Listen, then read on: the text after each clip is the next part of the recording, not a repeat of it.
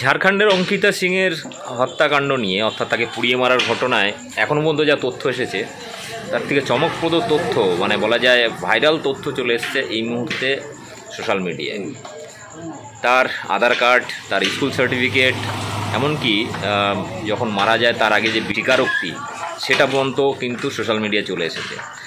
প্রত্যেকটা জায়গায় অসঙ্গতি। তার জন্মসাল নিয়ে কিন্তু অসঙ্গতি রয়েছে। কোথাও সে স্বীকার করেছে নিজের মুখে তার 2003 সালে জন্ম, কোথাও তার স্কুল মার্কশিটে বলছে 2006, আধার কার্ডে বলছে 2008। এরকম বহু অসঙ্গতি ধরা পড়েছে।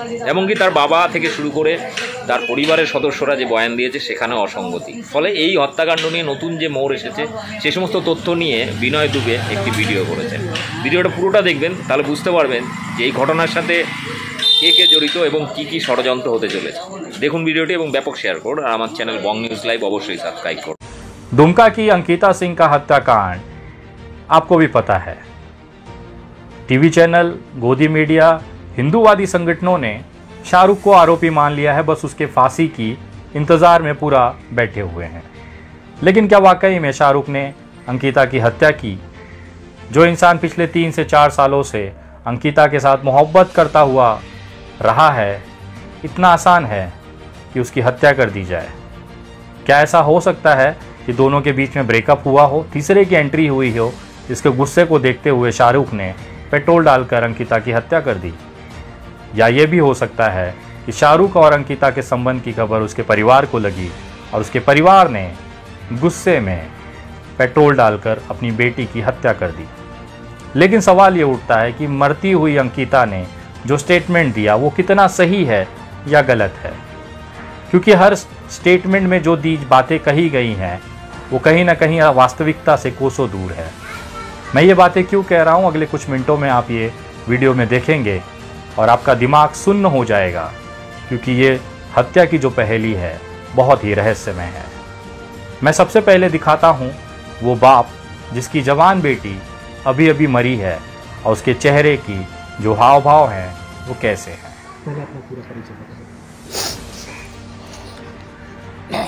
क्या सर उसकी सिस्टर है। छोटी बहन थी आपकी? हाँ सर। क्या क्या हुआ था, थोड़ा सा बताइए ना घटना बारे में। सर एक शाहरुख नाम का लड़का है, उसको रोज़ फोर्स करता था बात करने के लिए और उसको परेशान करता था 10-15 दिन से। तो उसको मना की तो उसको धमकी दिया कि हम तुम्हें मार देंगे। तो ये वो पिता है 4 बजे सुबह खिड़की से आके जो पेट्रोल छींट के कुछ घंटे पहले अपनी जवान बेटी को जलकर मरते हुए देखा, इन्हीं के हाथों में दम तोड़ते हुए देखा। लेकिन चेहरे पर एक शिकन तक नहीं। तो अचानक उठ के पापा गुटखा से इतना प्यार है कि चैनल और मीडिया के बूम्स लगे होने के बाद बाइट देते समय भी इन्हें कोई भी एहसास नहीं है कि अगर कोई देखेगा तो क्या सोचेगा। इनसे आप अगर कहीं ना कहीं इनके चेहरे पर अगर आप जो एक सामान्यता देख रहे हैं वो दिखाता है कि क्या ये हत्याकांड संजीव सिंह यानी कि अंकिता के पिता ने किया है। आपके स्क्रीन पर जो ये पत्र दिखाई दे रहा है ये कोई साधारण पत्र नहीं है। यह अंकिता के देहांत के पहले का दर्ज किया हुआ सरकारी बयान है, डाइंग स्टेटमेंट है, जिसके आधार पर FIR क्रमांक 200/2022 अंडर सेक्शन 328, 307 और 506 दर्ज किया गया, जिसके आरोप में शाहरुख को गिरफ्तार करके जेल भेजा गया। ये बयान मैं पढ़ता हूं और एक एक लाइन में आपको इसकी विश्लेषण के साथ सबूत रखने की कोशिश करता हूं।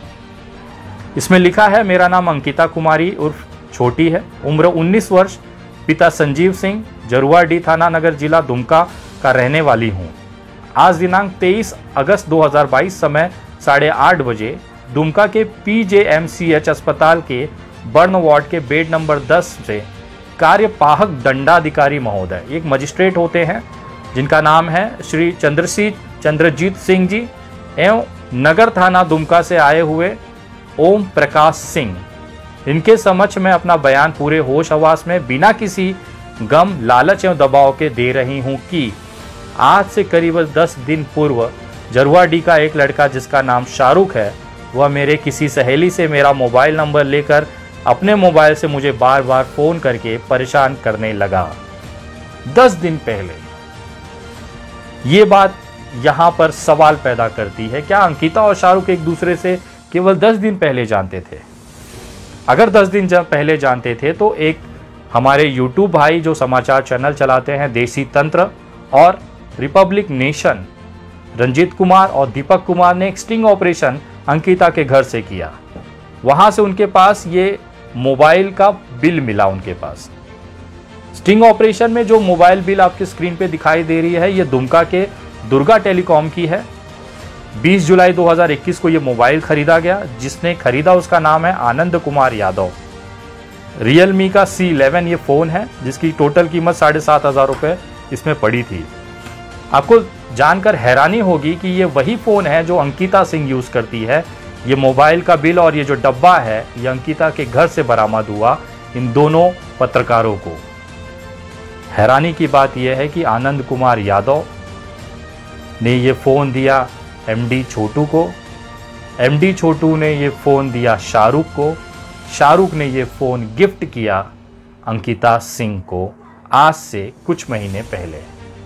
अगर इस बयान को मैं हकीकत मानूं कि शाहरुख ने रात में 4 बजे आकर पेट्रोल डालकर आग लगा दी अंकिता को, ये मोबाइल का बिल और ये मोबाइल का डब्बा अंकिता के घर पे क्या कर रहा था, जो मोबाइल शाहरुख ने 1 साल पहले खरीद कर अंकिता को दिया।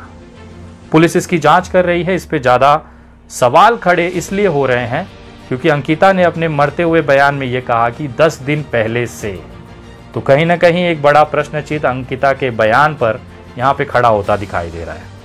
आइए आगे बढ़ते हैं। इसमें यह था कि इससे परेशान होकर मैंने अपनी इसकी जानकारी अपने पिताजी को दी। फ़ोन करके धमकी दिया कि तुम मुझसे बात नहीं करोगी तो हम तुमको जान से मार देंगे। रात में मैंने इस बारे में अपने पिताजी को बोली।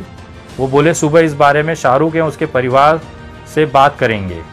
रात में खाना खाकर सभी परिवार अपने अपने कमरे में सोने चले गए। मैं अपने कमरे में खिड़की के पास अकेली सोई थी। सुबह करीब 4 बजे अचानक मेरे शरीर के पिछले हिस्से में जलने का आभास हुआ। तब मैं जग गई तो देखी कि खिड़की के बाहर शाहरुख भाग रहा था। उसके हाथ में माचिस का डिब्बा तथा एक खाली बोतल था। गौर करने की बात अगली लाइन में है। वह काला रंग का टी-शर्ट एवं हाफ पैंट पहना हुआ भागता हुआ दिखाई दिया। काला रंग का टी-शर्ट और हाफ पैंट। ये बयान अंकिता ने मरने से पहले डंडा एक मजिस्ट्रेट के सामने दर्ज कराया हुआ है, जिसपे अंकिता के हस्ताक्षर हैं। आइए इनके पिताजी का एक स्टेटमेंट मैं दिखाता हूं, जिसमें शाहरुख के टी-शर्ट का कलर पे गौर करिएगा। अंकिता के बयान के हिसाब से काला रंग का टी-शर्ट था। हटाई, ठंडा लगा होगा, लगा उठाई, तब तक उठा माचिस मार दिया। देखिए लाल टी-शर्ट में शाहरुख भाग रहा था। या तो इनसे पिताजी झूठ बोल रहे हैं कि वो लाल कलर का टी-शर्ट पहना हुआ था, या अंकिता का बयान संदेह खड़ा करता है कि काला रंग का टी-शर्ट था। अगर अंकिता सही है तो पिताजी कहीं ना कहीं गफलत खा रहे हैं। शायद उन्हें स्क्रिप्ट ठीक से याद नहीं होगी। टी-शर्ट का रंग वो भूल चुके थे कि बेटी को काला बताया था, इसकी वजह से वो कहीं गलती कर गए। खैर, हो सकता है, मानवीय भूल होती रहती है, इसमें कोई बड़ा ऐसा सवाल नहीं है। इसके बाद उसमें लगा कि आग अवस्था में मैं बेड से उठकर अपने पिताजी के कमरे में चली गई। मेरे बचाने हेतु आवाज़ सुनकर मेरे पिताजी उठे, मेरे शरीर में लगे आग को बुझाए। इस बेटी का आग पिताजी ने बुझाया जो पेट्रोल से जली हुई थी, लेकिन पिताजी के हाथ पर कोई भी जलने के निशान आज तक कोई मीडिया चैनल नहीं दिखा पाया। इसके बाद मेरे पिताजी ने पड़ोसियों के मदद से मुझे दुमका अस्पताल इलाज के लिए ले गए। इसके पिताजी पड़ोसियों की मदद से अस्पताल ले गए, लेकिन इनके पिताजी का कुछ और कहना है। अच्छा, एक बात बताइए सर, जब यहाँ से हॉस्पिटल लेके जा रहे थे तो स्थानीय लोग यहाँ की मदद किए थे आपको? आवाज लगाए थे सबको? उतना सुबह तो हम आवाज लगाने जाएंगे, अपना बच्ची को बचाएंगे। अकेले लेके चले गए? अकेले 3 आदमी थे हम लोग। अच्छा, 3 और दादाजी भी? नहीं, मेरे बेटी, मेरा दामाद, हम। इनके पिताजी का कहना है कि कोई पड़ोसी को इन्होंने मदद नहीं ली। ये इनके दामाद और इनकी बेटी जली हुई अंकिता को लेकर अस्पताल पहुंचे। यहाँ पर ये दूसरा तीसरा सवाल खड़ा हो रहा है कि अंकिता सिंह सही कह रही है कि इनके पिताजी। उसके बाद में इस बच्ची के उम्र का सवाल उठता है। सरकारी रिकॉर्ड के हिसाब से, आप अगर ये स्क्रीन पे आप देख रहे होंगे, इसी स्टेटमेंट का पिछला वाला हिस्सा है जिसमें उसने लिखा है, यही मेरा बयान है जिसे मैं पढ़कर, सुनकर, समझकर अपने परिजनों के समझ हस्ताक्षर कर रही हूँ। इसमें आप देखेंगे तो ये सर्कल में बनाया हुआ अंकिता का साइन है और उसके नीचे उनके पिताजी संजीव सिंह ने लिखकर डेट डाली है 23/8/22। तो ये इनके परिवार के सामने बयान दर्ज हुआ, जिसके हिसाब से ये 19 वर्ष की है। ये 19 वर्ष की कैसे है? एक वीडियो जब रिकॉर्ड किया जा रहा था बयान, तो उस समय वीडियो बनाया गया था। उसमें अधिकारी इससे पूछते हैं कि आपकी उम्र क्या है। क्या कहती है अंकिता, जरा सुनिएगा।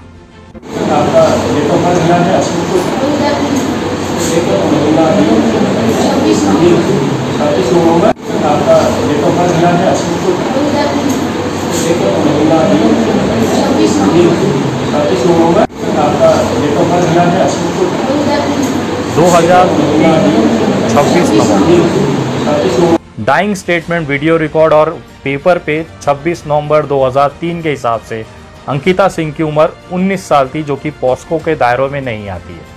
लेकिन अगर आप इस बच्ची का आधार कार्ड देखेंगे, ये आपके स्क्रीन पे अंकिता कुमारी का आधार कार्ड है, जिसका नंबर है 792710358917।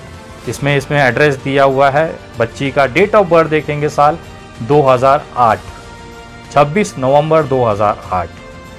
इसके ठीक उलट अगर इसका स्कूल का सर्टिफिकेट देखेंगे, मार्कशीट देखेंगे, तो इस पे दर्ज है 2006, 26 नवंबर। अब सवाल ये उठता है कि इस तीनों जन्म का जो साल है वो अलग अलग है। अंकिता ने मरते समय ये कहा कि 2003, इसके आधार कार्ड पे 2008 है और मार्कशीट पे 2000। तो ये भी जांच का विषय है कि इसका असली जन्म तारीख क्या है। और इसी जन्म तारीख के कन्फ्यूजन में एक डीएसपी मुस्तफ़ा का वहाँ पर जांच से हटा दिया जाता है।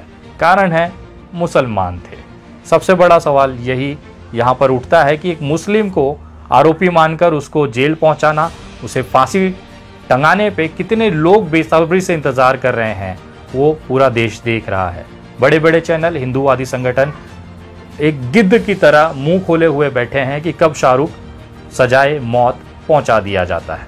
लेकिन इसमें सवाल ये उठता है कि क्या वाकई में शाहरुख ने अब ये हत्या की है? क्योंकि अभी तक ऐसा कोई भी बयान शाहरुख की तरफ से ऑफिशियली प्रशासन ने घोषित नहीं किया है कि उसने इस हत्या की कबूली कर ली हो। तो कृपया ये जो लोग सवाल उठा रहे हैं कि शाहरुख ने कबूल कर लिया, डब्बा दिखा दिया, माचिस दिखा दिया, ये केवल सोशल मीडिया की अफवाहें हैं। उसके परिवार की तरफ से, अंकिता सिंह के परिवार की तरफ से बार बार इस पर दबाव डाला जा रहा है कि शाहरुख ने ये कबूल कर दिया है, लेकिन प्रशासन की तरफ से अभी भी इस पर जांच की जा रही है। ये हॉनर किलिंग का मामला इसलिए भी हो सकता है क्योंकि इनकी बड़ी बेटी ने ऑलरेडी लव मैरिज किया है। जब इसके परिवार से पूछा गया कि आपकी बेटी की शादी कहाँ हुई है, तो इन्होंने वापस से झूठ कहा। खास तौर पर संजीव सिंह, जो कि अंकिता सिंह के पिता हैं, इन्होंने मीडिया के सामने ये झूठ कहा कि मेरी बेटी का लव मैरिज नहीं हुआ। उनको जब दबाव बनाया गया तो उन्होंने कबूल किया कि लव मैरिज हुआ है, लेकिन राजपूत परिवार में ही हुआ है। लेकिन अगर इसकी वास्तविकता में अगर हम जाते हैं तो वहाँ पर जो स्टिंग ऑपरेशन किया रंजीत कुमार और दीपक कुमार जी ने, वहाँ पे जो स्टिंग ऑपरेशन हुआ देसी तंत्रा और रिपब्लिक नेशन की तरफ से, उसमें ये निकल के आया है कि इनकी बड़ी बेटी की जो शादी हुई है वो दुमका में ही हुई है और केवट जो मल्लाह जाति होती है, जो राजपूत जाति से अलग होती है, उस जाति में इनका शादी हुआ है, लव मैरिज हुआ है। जरा ये स्टिंग ऑपरेशन का अंश आप देखिएगा।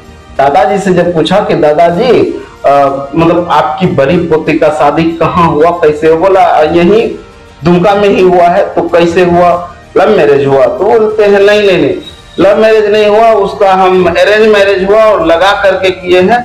कौन सी जाति? बोले अपने जाति है, राजपूत में हम किए हैं। अच्छा, आपकी एक और बड़ी बेटी भी है ना? वही तो जो हम बेटी तो वही तो। अच्छा, क्या नाम है उनका? इशिका कुमारी। अच्छा, वो कहा जा रहा है कि उनके बारे में भी सोशल मीडिया पे अफवाह उड़ रहा है कि वो लव मैरिज की हैं, एंटी कास्ट शादी की हैं। ये बात कितना सही गलत है? क्या कि लव मैरिज शादी की हैं दूसरे जाति से? ये भी सोशल मीडिया पे कहा जा रहा है। ऐसा नहीं है। ठीक है, तो अभी तो हम उनसे पूछे थे तो बोले हाँ लव मैरिज शादी है। लव से किया, लेकिन अदर कास्ट से। अच्छा, अदर कास्ट से नहीं है। चलिए ठीक। जब हम लोग इसकी तहकीकात में घुसे तब क्या पता चला? जब हम लोग इसकी तहकीकात में घुसे तो पता चला कि वो केवट जाति से लव मैरिज शादी की है। अंकिता की बड़ी बहन, जो कि जरवा डी के ही मुखिया रहे जीतू मुखिया का पोता है जी। वो जाति से केवट है, जिसे अपने तरफ मल्लाह कह ले या सन ऑफ मल्लाह जान ही रहे हैं, तो मल्लाह कह ले। वही जाति से आते हैं और वर्तमान में जरवाडीह का जो मुखिया है जीतू मुखिया, उसका पोता से शादी। अच्छा, तो कहीं ना कहीं ये बड़ा सवाल पैदा करता है कि क्या अंकिता के परिवार ने ही हॉनर किलिंग की है अपने परिवार की इज्जत बचाने के लिए, क्योंकि केवट में शादी करके बड़ी लड़की जा चुकी थी, छोटी लड़की मुसलमान में चली जाती तो शायद इनका सामाजिक बहिष्कार हो जाता। शायद इस कारण से अंकिता के पिताजी ने ही इसको पेट्रोल डालकर आग लगा दिया और अपने पिताजी, बेटी और बाकी परिवार को बचाने के लिए अंकिता ने अपनी मोहब्बत की कुर्बानी कर दी, ये कह कर कि शाहरुख ने उसे जलाया है। क्योंकि अगर आपको याद होगा कि अंकिता का जो पहला बयान आया था उसमें शाहरुख के लिए एक मोहब्बत उसके बयान में झलकती है। देखिए ज़रा उसका बयान, पहला वीडियो बयान, जिसमें अंकिता ने क्या कहा था। जैसे उसके लिए अभी हम मर रहे हैं, उसको भी वही सजाए हो जाए। आप ऐसा चाहती? हाँ, जैसे उसके लिए अभी हम मर रहे हैं, उसको भी वही सजाए हो जाए। जैसे उसके लिए अभी हम मर रहे हैं,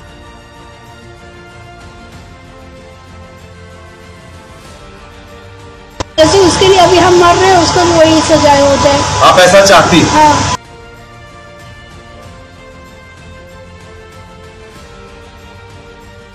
उसके लिए और उसके खातिर ये एक ऐसा शब्द है जो भावनाओं को प्रकट करता है। जिस तरह से अंकिता शाहरुख के लिए मरी है वैसे ही शाहरुख मरे, ऐसा उसका कहना है, न कि शाहरुख की वजह से वो इस तरह मर रही है। इसमें भी थोड़ा सा आपको जांच का विषय बनता है। लगभग ये तय हो चुका है कि शाहरुख और अंकिता आपस में प्रेमी जोड़े थे, पिछले कई सालों से एक दूसरे से जुड़े हुए थे। समाचार पत्रों में भी इसकी खबर चली है, उन्होंने भी जांच किया है कि वर्षों से अंकिता और शाहरुख जो है एक दूसरे से मोहब्बत करते थे। ये बात ऑफिशियली तौर पर बाहर आ चुकी है। दूसरा पहलू यह है कि शाहरुख को जिस तरह से आरोपी बनाकर उसका साथ सभी लोग छोड़ चुके हैं, हम ये जानना चाहते हैं कि असली जो कातिल है वो कौन है। बार काउंसिल्स ने घोषणा की है कि कोई भी वकील शाहरुख का केस नहीं लड़ेगा। तो इस मामले में संविधान को बेस रखते हुए मैं अपनी टीम की तरफ से ये निवेदन करना चाहता हूँ कि अगर शाहरुख की तरफ से केस लड़ने के लिए हमारी टीम में से निशांत वर्मा जी, जो एक वकील हैं, पैनलिस्ट हैं, पॉलिटिकल पैनलिस्ट हैं, टीवी चैनलों पे डिबेट्स में आपने देखा होगा, निशांत वर्मा जी को हम लोगों ने रिक्वेस्ट किया है कि ये शाहरुख का केस वो लड़े, ताकि जो हकीकत है अंकिता मर्डर केस की, जो सच्चाई है, उसके जो इन्वेस्टिगेशन है, उसकी जो जांच है, उसके जो सबूत है, उसको क्रॉस चेक किया जा सके। संविधान ने आरोपी को भी उतना ही अधिकार दिया है अपनी बात को कोर्ट में रखने का, लेकिन अगर शाहरुख को ये मौका नहीं मिलता है तो कहीं ना कहीं शाहरुख के साथ बेइंसाफ़ी होगी, नाइंसाफ़ी होगी। इसलिए हम लोगों ने तय किया है कि शाहरुख का जो केस है अंकिता सिंह के मामले को लेकर दुमका में, हमारी टीम की तरफ से निशांत वर्मा जी लड़ेंगे। एक लीगल टीम बहुत जल्द वहाँ के प्रशासन को मिलेगी और अपनी जो एप्लीकेशन है सुनवाई के लिए वहाँ पर रखेगी, और हम कोशिश करेंगे कि हर एक सबूतों को क्रॉस चेक कर हकीकत देश के सामने रखना। अगर यकीन मानिए शाहरुख ने अगर ये चीज़ किया है तो उसको फांसी पे चढ़ते हुए भी हम सभी लोग अपनी आंखों से देखेंगे, और अगर शाहरुख के अलावा इसके पिताजी या परिवार के किसी भी सदस्य ने ऑनर किलिंग के लिए अंकिता को मारा है तो यकीन मानिएगा वही सज़ा, वही इंसाफ इनके परिवार के साथ भी होगा। ये मैं दावे के साथ, विश्वास के साथ आपको कहता हूँ। मैं वादा करता हूँ कि जितना भी अपनी तरफ से हो सकेगा एक निरपराध को सज़ा होने हम नहीं देंगे, और आरोपी को हम किसी भी हालत में छोड़ेंगे नहीं। आप लोग जो मांग उठाते हैं अंकिता के हत्यारों को उस वैसी ही सज़ा मिलनी चाहिए, तो मैं वादा करता हूँ उसके हत्यारों को वैसी ही सज़ा मिलेगी जैसा ये पूरा देश चाहता है। लेकिन सबसे बड़ा सवाल ये है कि हत्यारा कौन है। जय हिंद, जय महाराष्ट्र।